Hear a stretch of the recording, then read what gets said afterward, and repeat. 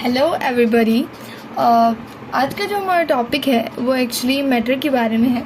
देखिए, मैटर के बारे में मैंने मैटर की डिटेल एक्सप्लेनेशन, केमिस्ट्री की डेफिनेशन, व्हाट आर राइमिंग, ये सारी चीज़ें जो है वो मैंने ऑलरेडी आपको फर्स्ट वीडियो लेक्चर में समझा चुकी हूँ। सो नाउ आज जो है हम मैटर की क्लासिफिकेशन पढ़ने वाले हैं।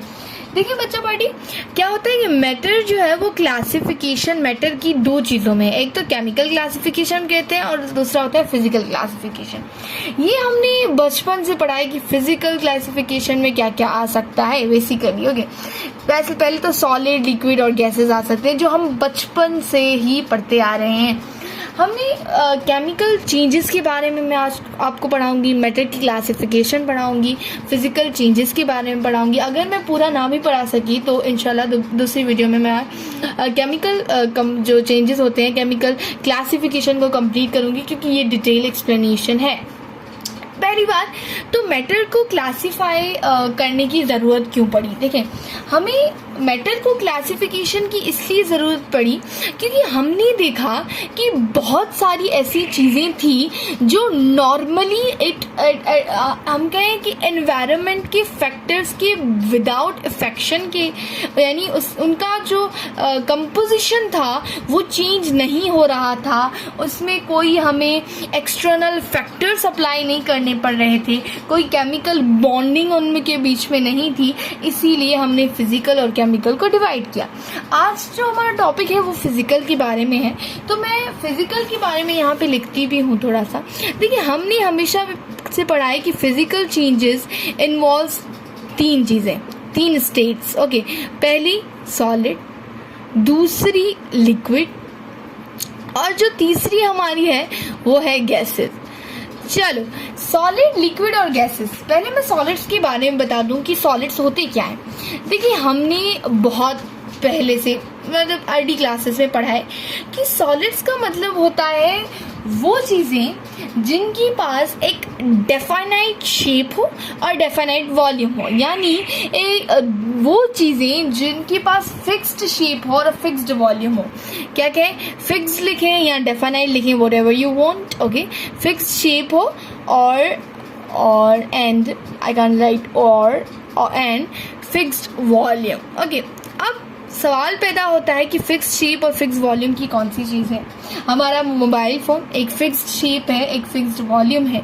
दिस कॉपी का एक फिक्स्ड शेप है, एक फिक्स्ड वॉल्यूम है, यानी एक जगह कवर करती है, इसका फिक्स्ड शेप है, हम इसे चेंज नहीं कर सकते। डेफिनेटली हम जला के चेंज कर सकते हैं, वरना हम नहीं कर सकते।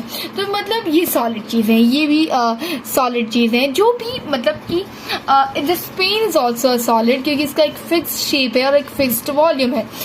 इसका मतलब हमारे इन्वायरमेंट में वो तमाम चीज़ें जिनका फिक्स्ड वॉल्यूम है और फिक्स्ड शेप है उन्हें हम सॉलिड्स कहते हैं। अगर हम एग्जांपल बताएं, फॉर एग्जांपल आप समझें कि एक जो है वो हमारा एक बॉक्स है, तो बॉक्स जो होता है इट्स अ सॉलिड बॉक्स, यानी वुडन बॉक्स है। तो वुडन बॉक्स क्या होगा, वुडन बॉक्स हमारा सॉलिड्स में इन्वॉल्व होगा, क्योंकि वुडन बॉक्स का फिक्स्ड शेप होता है और फिक्स्ड वॉल्यूम होता है। अब हमारा जो मेन कंसर्न है सॉलिड्स में वो मैं आपको बताती हूँ कि हम सॉलिड्स में मैं बताना चाहती हूँ कि हम काइनेटिक एनर्जी के बारे में भी पढ़ेंगे। Kinetic energy and definitely inter molecular forces and inter molecular distances. देखिए, ये बड़ी डिटेल एक्सप्लेनेशन होने जा रही है और आपको बड़ा ख्याल रखना है, बड़े ठीक तरीके से समझना है। ओके, अब क्या होता है, काइनेटिक एनर्जी का मतलब होता है motion. Like definitely we know that kinetic energy, motion, something related. Okay, अब सॉलिड्स की पार्टिकल्स इतने तो टाइटली पैक्ड होते हैं जिनमें मोशन तो होता ही नहीं। मोशन नहीं होता, दैट मीन्स इसके अंदर काइनेटिक एनर्जी भी नहीं होगी। इट मीन्स इसके अंदर जो काइनेटिक एनर्जी होगी वो डेफिनेटली ज़ीरो होगी। ठीक है, अब देखें, हमें पता है कि सॉलिड्स कुछ इस तरह होते हैं, उनकी जो एटम्स होते हैं वो कुछ इस तरह क्लोजली पैक्ड होते हैं, उनकी बीच में कोई भी काइनेटिक एनर्जी नहीं होती, मतलब वो बहुत कनेक्टेड होते हैं एक दूसरे से, एक काइनेटिक एनर्जी उनके बीच में नहीं होती। इसी तरह हम कहेंगे कि जो सॉलिड्स होते हैं इनके पास काइनेटिक एनर्जी 0 होती है। ओके, अब इंटरमॉलिक्यूलर फोर्सेस, तो इंटरमॉलिक्यूलर फोर्सेस और kinetic energy is somehow related. Somehow related का मतलब ऐसा है कि ये दोनों एक दूसरे के अपोजिट हैं बेटा, ठीक है। कैसे? काइनेटिक एनर्जी का मतलब होता है कि मोशन, क्या सॉलिड्स में के पार्टिकल्स मूवमेंट करते हैं? नहीं करते। ओके, तो इनके पास काइनेटिक एनर्जी 0 हो गई। लेकिन अब अगर आप इंटरमॉलिक्यूलर फोर्सेस की बात कर रहे हैं तो इंटरमॉलिक्यूलर फोर्सेस का मतलब होता है कि मेरे दो हाथ एक दूसरे से अटैच्ड हैं, मेरी ये दो उंगलियां एक दूसरे से टाइटली बॉन्डेड हैं। फॉर एग्जाम्पल ऐसे कह रही हूँ, इतना तेजी से बंद है, तो मतलब इसके पास इंटरमॉलिक्यूलर फोर्सेस बहुत ज्यादा हैं। एक होता है ना हमारे यहाँ फ्रेंड्स होते हैं, तो फ्रेंड्स के जब दोस्त होते हैं, फ्रेंड्स होते हैं, उनके पास बहुत एक अट्रैक्शन होती है, वो हर चीज एक दूसरे की समझते हैं। तो इसी तरह हम कहते हैं कि इंटरमॉलिक्यूलर फोर्सेस उनमें बहुत हाईएस्ट हैं, बहुत ज्यादा हैं। इसी तरह इनके पास इंटरमॉलिक्यूलर फोर्सेस बहुत ज्यादा होती हैं, मतलब कि हाईएस्ट ऑन द पीक होती हैं। ये इंटरमॉलिक्यूलर फोर्सेस बहुत अटैच्ड होते हैं पार्टिकल्स, इसी वजह से इनमें मैं कहूँ कि अंडरस्टैंडिंग पावर बहुत ज्यादा होती है। ओके, मतलब कि ये एक दूसरे से बहुत अटैच्ड होते हैं, तो इसका मतलब इंटरमॉलिक्यूलर फोर्सेस जो होती हैं बहुत ज्यादा होती हैं। ओके बेटा, अब हम चलते हैं इंटरमॉलिक्यूलर डिस्टेंस के पास।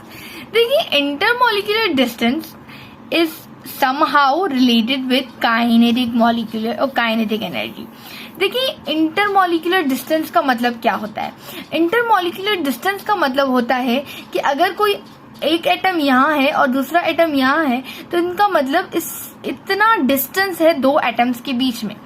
अगर हम सॉलिड्स की बात कर रहे हैं तो आपको कहीं डिस्टेंस नजर आ रहा है? No, definitely not. तो इसका मतलब है कि एटम्स के पास डिस्टेंस नहीं होता, इंटरमॉलिक्यूलर डिस्टेंस नहीं है। मॉलिक्यूल्स के पास, एटम्स के पास, एक दूसरे के पास इंटरमॉलिक्यूलर डिस्टेंस बहुत 0 है। इसका मतलब डिस्टेंस है ही नहीं। तो इसका मतलब काइनेटिक एनर्जी यानी मोशन भी नहीं है, तो मोशन भी 0, काइनेटिक एनर्जी भी 0, और एटम्स के बीच में डिस्टेंस भी नहीं है, तो इंटरमॉलिक्यूलर डिस्टेंस भी 0। लेकिन इंटरमॉलिक्यूलर फोर्सेस हाईएस्ट होती हैं। चलो, अब जो दूसरा हमारा टॉपिक है एक्चुअली वो है लिक्विड्स के बारे में। तो लिक्विड्स के बारे में हम यहां लिखते हैं। Okay, liquid. देखिए, लिक्विड्स का मतलब होता है ऐसी चीजें जिनकी पास फिक्स्ड वॉल्यूम हो लेकिन not a fixed shape, not a fixed shape. देखिए, अब सवाल उठता है कैसे, लाइक हाउ उनके पास एक फिक्स्ड वॉल्यूम होता है और फिक्स्ड शेप नहीं होता। आपने देखा होगा, आप यूजुअली वाटर की बॉटल्स में से पानी पीते हैं। सो जो पानी है इट्स अ लिक्विड और उसके पास अपना कोई भी शेप नहीं होता। अगर आप उस पानी को बॉटल में लगा दें तो वो बॉटल का शेप ऑक्यूपाई कर लेगा। अगर उसी पानी को आप एक ग्लास में लगा लें तो वो ग्लास की तरह मतलब उसकी जो शेप होगा वो ग्लास की तरह बन जाएगा। अगर आप किसी छोटी से कंटेनर में डाल दें उस पानी को तो वो उस कंटेनर को भी फिल कर देगा, यानी कंटेनर का शेप ले लेगा। तो इसका मतलब लिक्विड्स के पास, तमाम लिक्विड्स के पास कोई भी अपना शेप नहीं होता, नॉट अ फिक्स्ड शेप। उनके पास कोई पर्टिकुलर शेप नहीं होता, लेकिन डेफिनेटली उनका फिक्स्ड वॉल्यूम होता है। अगर कोई पानी ग्लास में है तो ग्लास का वॉल्यूम है, हर चीज का वॉल्यूम ऑक्यूपाई करता है, लेकिन उनके पास फिक्स्ड शेप नहीं होता। अगर हम लिक्विड्स के एटम्स की बात करें तो लिक्विड्स के एटम्स कुछ इस तरह होते हैं, एक दूसरे से दूर दूर होते हैं और समहाउ वो क्लस्टर की फॉर्म में भी होते हैं, यानी एक दूसरे से बहुत दूर दूर होते हैं लिक्विड्स के पार्टिकल्स। ओके, अब हम अगर लिक्विड्स में काइनेटिक एनर्जी के बारे में बात करें और फिर इंटरमॉलिक्यूलर फोर्सेस के बारे में बात करें और इंटरमॉलिक्यूलर डिस्टेंसेस के बारे में बात करें, तो काइनेटिक एनर्जी में जो लिक्विड्स में जो काइनेटिक एनर्जी होती है वो रिलेटिवली सॉलिड्स की थोड़ी ज़्यादा होती है। इस क्यों होती है? क्योंकि इसके जो पार्टिकल्स होते हैं वो ऑलमोस्ट मोशन में होते हैं। इसी वजह से उनमें क्या होता है कि बहुत ज़्यादा काइनेटिक एनर्जी नहीं होती, लेकिन समहाउ सॉलिड्स के मुकाबले में ओके मेरी उर्दू बहुत ख़राब है। ओके, मुकाबले में काइनेटिक एनर्जी जो लिक्विड्स में होती है वो रिलेटिवली हायर होती है। ओके, हायर में लिख रही हूँ, हाईएस्ट नहीं लिखा मैंने, हायर होती है मतलब होती है। और इंटरमोलिकुलर फोर्सेस जो होती हैं वो वीक होती हैं, वीकर। ओके, अब सवाल उठता है कि वीकर या वीक कैसे होती हैं। डेफिनेटली अगर एटम्स आप देख रहे हैं वो एक दूसरे से बहुत दूर दूर हैं, तो इसका मतलब इंटरमोलिकुलर फोर्सेस तो हम उन्हें कहते हैं अटैच्ड पार्ट। अब एक दूसरे से जो अटैच्ड होता है उसके पास इंटरमोलिकुलर फोर्सेस ज्यादा होती हैं। अगर लिक्विड्स अटैच्ड नहीं है तो उसका मतलब इंटरमोलिकुलर फोर्सेस इनमें ज्यादा नहीं है, वीक है। और अगर हम इंटरमोलिकुलर डिस्टेंस की बात करें तो वो क्या होगा? डेफिनेटली अगर इंटरमोलिकुलर फोर्सेस वीक हैं, काइनेटिक एनर्जी जो है वो हाई है, तो डेफिनेटली जो इंटरमोलिकुलर डिस्टेंस होगा वो भी क्या होगा? हायर होगा। क्यों होगा? इंटरमोलिकुलर डिस्टेंस मतलब है एक जगह से दूसरी जगह तक डिस्टेंस, तो डिस्टेंस अगर ज़्यादा है तो इसका मतलब ये इंटरमोलिकुलर डिस्टेंस ज़्यादा होगा लिक्विड्स में। अगर लिक्विड्स का जो है वो वॉल्यूम और शेप देखना है तो डेफिनेटली अगर आप किसी सॉलिड को देखिए, फॉर एग्जांपल आपके पास अगर पेन है तो पेन के पास सॉलिड शेप और फिक्स्ड शेप और फिक्स्ड वॉल्यूम है। और डेफिनेटली अगर आप ग्लास ऑफ वाटर ले लें, उस ग्लास को आप पहले जो है वाटर को पहले ग्लास में लगाएं, फिर किसी बीकर में लगाएं, फिर किसी कंटेनर में लगाएं, तो वो सेम उनका जो शेप होगा वो ऑक्यूपाई कर लेगा, लेकिन उनके पास जो वॉल्यूम होगा वो फिक्स्ड होगा, लेकिन शेप उनके पास फिक्स्ड नहीं होगा। तो लिक्विड्स का हमने पढ़ लिया। अब हम चलते हैं गैसेस की तरफ, which is very simple. Okay, चलो गैसेस। बच्चा पार्टी गैसेस के बारे में आपने बहुत सुना होगा, लोग निकालते भी हैं गैसेस। ओके, गैसेस जो है वो बहुत नॉर्मल है, ठीक है। वैसे नॉर्मली भी आपने अपनी लाइफ में गैसेस के बारे में सुना होगा। ओके, गैसेस देखिए, अब यहाँ से एक बहुत दूर गैसेस बहुत दूर होती है एक कंटेनर में। अगर आप किसी बीकर में या किसी सिलेंड्रिकल लाइक शेप कोई है उसमें अगर आप गैस को फिल कर लें तो उनके एटम बहुत दूर होते हैं एक दूसरे से।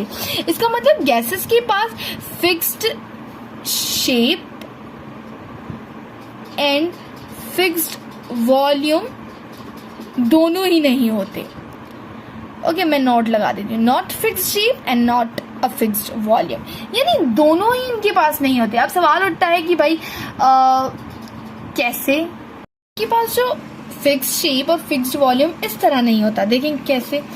हमारे यहाँ आपने कभी जो गैसेस होती हैं, फॉर एग्जांपल आप बलून को जो है ना फिल करते हैं तो बलून की जो स्ट्रक्चर होती है वो सेम ही रहती है, यानी उसके पास कोई फिक्स्ड शेप नहीं है कि वो अगर बलून में हम एयर फिल करते हैं तो वो अपना ही शेप बना ले। नहीं, अगर हम किसी सिलेंड्रिकल लाइक स्ट्रक्चर्स में अगर किसी में भी हम गैस को फिल करते हैं तो जो होता है ना उनके पास कोई फिक्स्ड वॉल्यूम तो नहीं होता, लेकिन कोई फिक्स्ड शेप भी नहीं होता।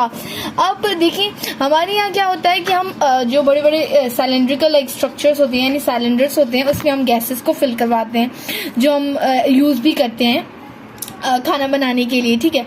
तो हम अगर देखिए अगर उनके पास कोई अपना शेप होता तो डेफिनेटली वो उस कंटेनर में ना आती, वो अपना ही शेप इख्तियार करती। तो इसका मतलब ये यहाँ से तो सिंपल है कि उनके पास कोई शेप नहीं होता। देखिए उनके पास कोई फिक्स्ड वॉल्यूम भी नहीं होता, like neither a fixed shape nor a fixed volume. सवाल उठता है कि अब शेप का तो समझ आ गया, वॉल्यूम कैसे? देखिए आप जितना भी कंटेनर लें उतनी जो गैस होगी वो गैसेस इतनी स्प्रेड आउट होंगी, इतनी दूर दूर होंगी एक दूसरे से कि वो अपना वॉल्यूम भी उनका फिक्स नहीं होता, ठीक है। समझ रहे हैं बात? अब अगर हम काइनेटिक एनर्जी की बात करें गैसेस के,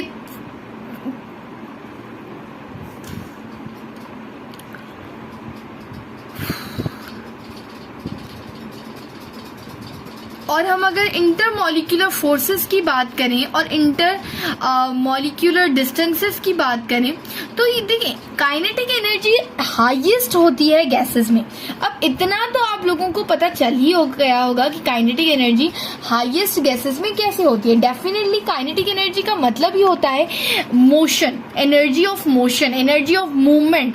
तो हाईएस्ट मोशन भी गैसेस में होता है, इसीलिए काइनेटिक एनर्जी भी हाईएस्ट इनमें होती है। और इंटरमॉलिक्यूलर जो फोर्सेस होती है वो वीकेस्ट होती हैं।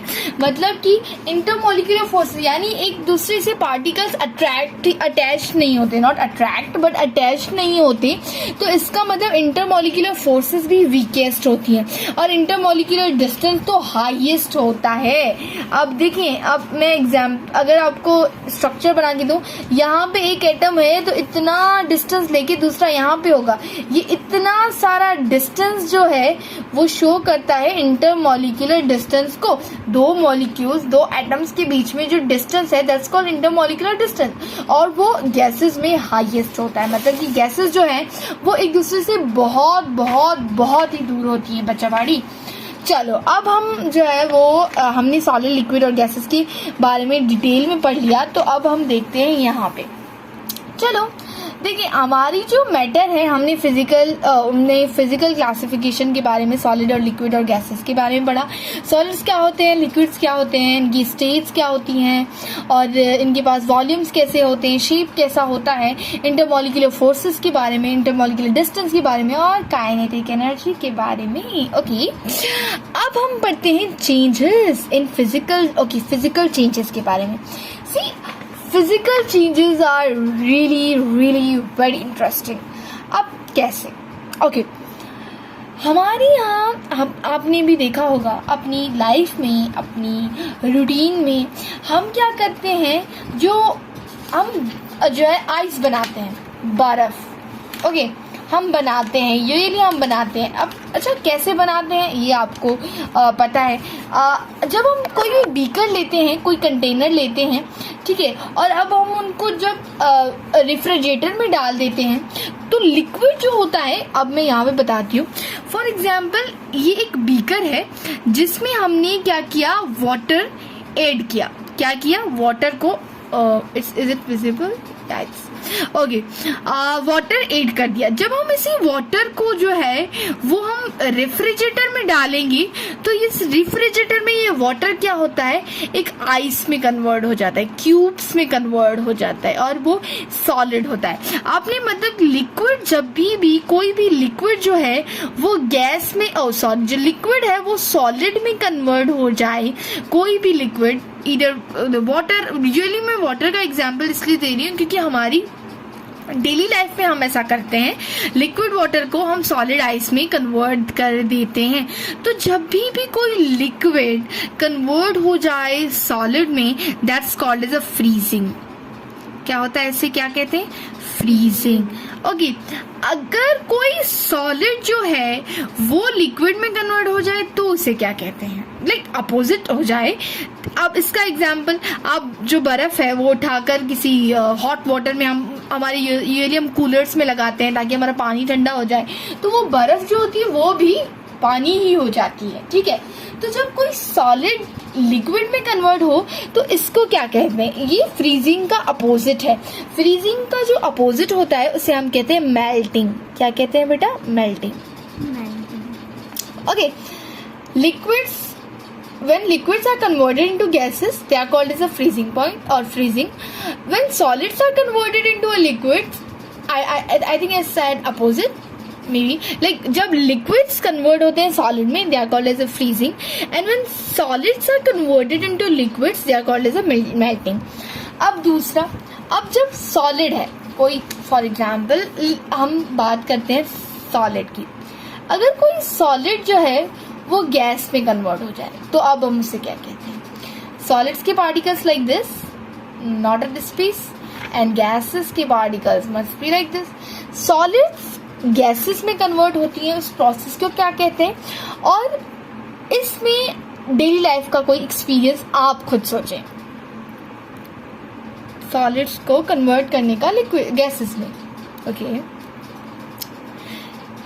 सिंपली अब मैं बताती हूँ, आपने जो भी सोचा होगा डेफिनेटली शायद सही हो, शायद गलत भी हो सकता है, लेकिन अब आप मेरी सुने। सॉलिड्स को हम गैसेस में कन्वर्ट करने का बेस्ट एग्जाम्पल क्या है, या हम कहते हैं कि जब सॉलिड भी कभी भी गैस में कन्वर्ट हो जाए तो हम इसे कहते हैं सब्लिमेशन। सब्लिमेशन क्या कहते हैं, जब when solids are converted into gases they are called as a sublimation। Okay, इसका एग्जाम्पल ये मैं बताती हूँ आपको। देखिए इस प्रोसेस को बेटा सब्लिमेशन कहते हैं, और इसका जो एग्जाम्पल है वो यूजुअली आप देखिए, ब्लैक कोक जो होता है ना वो प्रोड्यूस ही इसलिए होता है जब सॉलिड कन्वर्ट हो जाता है गैसेस में। आप किसी वुड को ले लें, फॉर एग्जाम्पल कोई वुड ले लें, और उस वुड को आप हीट देना शुरू करें तो वो वुड जो होगा वो सब स्मोक में कन्वर्ट हो जाएगा, या हम के एनर्जी में कन्वर्ट हो जाएगा, बाकी क्या बचेगा, एशेस। तो यानी वो जो स्मोक में कन्वर्ट हो गया, जो हमें ब्लैक कार्बन मिला, तो हम उसे कहते हैं इस प्रोसेस को सब्लिमेशन। दूसरा एग्जाम्पल तो सब्लिमेशन का, तो आपने कैंडल जलाई होगी। ओके, कैंडल्स क्या होती है, कैंडल में जब जलती है तो वो क्या होता है कि धुआं जो निकलता है वो एक्चुअली क्या होता है, ब्लैक कलर का होता है, ब्लैक कार्बन। तो अगर कोई black carbon is an example, बेटा ये याद रख लें, ये बहुत दफ़ा बहुत सारे टेस्ट में आता है। ब्लैक कार्बन जो होता है ना वो तभी प्रोड्यूस होता है जब कोई सॉलिड कन्वर्ट हो जाए गैसेस में। इसका मतलब जब सॉलिड कार्बन कन्वर्ट होता है सॉलिड गैसेस कार्बन में तो हमारा ब्लैक कार्बन प्रोड्यूस होता है। ठीक है, अब इन सॉलिड लिक्विड से हम गैसेस में गए और सॉलिड्स में गैसेस में गए। अब जो हमारा दूसरा एग्जाम्पल है वो हम जा रहे हैं, यहाँ पे मैं लिखती हूँ, that's is like okay, gases का सॉलिड्स में कन्वर्ट होना, अपोजिट।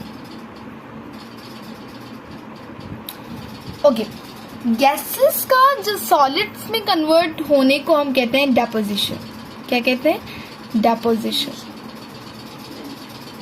अब इसका एग्जाम्पल आप खुद सोचें, व्हाट लाइक सॉलिड्स जो गैसेस होती है उनको हम सॉलिड्स में कन्वर्ट कैसे करते हैं। ओके, मेल्टिंग पढ़ा हमने, फ्रीजिंग पढ़ा हमने, सब्लिमेशन पढ़ा हमने, डेपोजिशन पढ़ा हमने, 4 पढ़े। अब कुछ ना कुछ और भी रहता है, और वो क्या है, उसका मतलब है कि अगर कोई लिक्विड जो है वो गैसेस में कन्वर्ट हो जाए तो फिर हम क्या कहेंगे, तो हम कहेंगे बॉइलिंग। ओके, ये पढ़ा हुआ है ना, ये पढ़ा हुआ है। हाँ, आप वाटर है, चाय बनाते हैं, आप क्या कहते हैं कि दूध को या कुछ भी वाटर लगा दें, वाटर को जब आप गैस पे रखते हैं, चूल्हे पे रखते हैं, तो क्या जब हीट आती है तो हमारे क्या होता है, वेपर्स बनना शुरू हो जाते हैं, जल्दी जल्दी जल्दी से वेपर्स बनना शुरू हो जाते हैं। तो हम उसे कहते हैं liquids are converted into gases, which is called as a boiling. Okay, boiling का मतलब होता है जब लिक्विड कन्वर्ट हो जाए गैसेस में, ये हमने पढ़ा हुआ है। ओके, और ये अब मैं इस पे दिखाती हूँ। मैंने कहा कि सॉलिड कन्वर्ट हुआ लिक्विड में, we call it as a melting. और जब लिक्विड जो है वो दोबारा से सॉलिड्स में कन्वर्ट हो गया तो हमने कहा फ्रीजिंग। जब सॉलिड डायरेक्टली कन्वर्ट हो गया गैसेस में, we call it as sublimation. और जब गैसेस डायरेक्टली कन्वर्ट हो गई सॉलिड्स में, we call it as deposition. तो अब हमारा गैसेस का सॉलिड्स में कन्वर्ट होना और गैसेस का लिक्विड्स में कन्वर्ट होना, लिक्विड्स का गैसेस में कन्वर्ट होना पढ़ रहे हैं। हम इसे बॉइलिंग कह रहे हैं। नॉट ओनली बॉइलिंग, हम इसे एवापोरेशन भी कहते हैं, एवापोरेशन। और दूसरा होता है vaporisation. If I'm making mistakes in like pronunciation, or if I'm making mistakes in spellings, that's fine for you because we are concerned with the chemistry. We are not concerned with spellings. Okay, somehow we are not concerned. Okay, हम liquids जब gases में convert हो गए, हमने boiling भी कहा, और हम दूसरा इसे मेन प्रोसेस जो हम कॉमनली यूज करते हैं दैट्स कॉल्ड एवापोरेशन और वेपराइजेशन।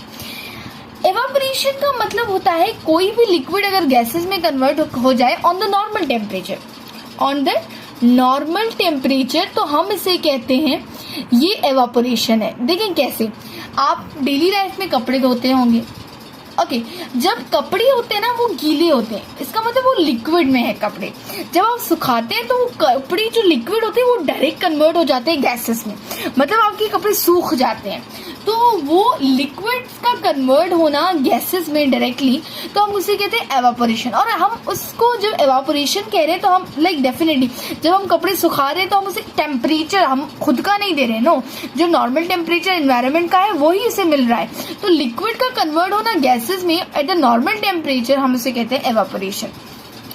और वेपराइजेशन का मतलब होता है लिक्विड का कन्वर्ट होना, सेम लिक्विड्स का कन्वर्ट होना गैसेस पे but on the boiling point, यानी 100 डिग्री सेल्सियस पे अगर कोई चीज़ कन्वर्ट हो जाए तो हम उसे कहते हैं वेपराइजेशन। अगर मैं कपड़ों का एग्जांपल दे रही हूँ कि कपड़े जो है वो गीले हैं, वो अगर मतलब कि हम सुखाते हैं तो गैसेस में वाटर कन्वर्ट हो जाता है, तो ये एवापोरेशन का एग्जांपल है क्योंकि हम नॉर्मल टेम्परेचर की बात करें। और अगर मैं चाय बनाने जाऊँ और पानी को बॉयल करूँ और वो पानी जो है वो लिक्विड से गैसेस में कन्वर्ट हो जाए तो हम उसे कभी भी एवापोरेशन नहीं कहेंगे, हम उसे वेपराइजेशन कहेंगे क्योंकि वो 100 डिग्री सेल्सियस पे हो रहा है। ओके, हम we are not able to do, we are not able to see it. Okay, evaporation हम उसे क्या कहेंगे, वेपराइजेशन कहेंगे। ये इसका डिफरेंस है और मैं आपको एक अभी डिफरेंस जो मैंने लिखा हुआ है मैं वो आपको दिखाती हूँ। ओके, ये रहा evaporation and that's vaporisation. Evaporation में मैंने लिखा है liquid is converted into gases on normal temperature then it's called as evaporation. और conversion of liquid into gases on its boiling point यानी 100 Celsius then it's called as vaporisation. तो ये difference है। Example लिखा हुआ है removal of water from clothes और इसका एग्जाम्पल टी। इसका डिफरेंस आप देख लें और आप रट्टा मार लें, रट्टा का मत मारें, इट्स अ कॉन्सेप्चुअल, याद कर लें। ओके, स्क्रीनशॉट निकाल दीजिएगा, इट्स अ वेरी इंपॉर्टेंट। और अब हम पढ़ते हैं कि जब गैसेस जो है वो लिक्विड्स में कन्वर्ट हो जाएं तो हम उसे क्या कहते हैं। ओके, तो चलो आगे चलते हैं। ओके, जब गैसेस जो है वो लिक्विड्स में कन्वर्ट हो जाएं तो हम उसे कहते हैं बेटा कंडेंसेशन।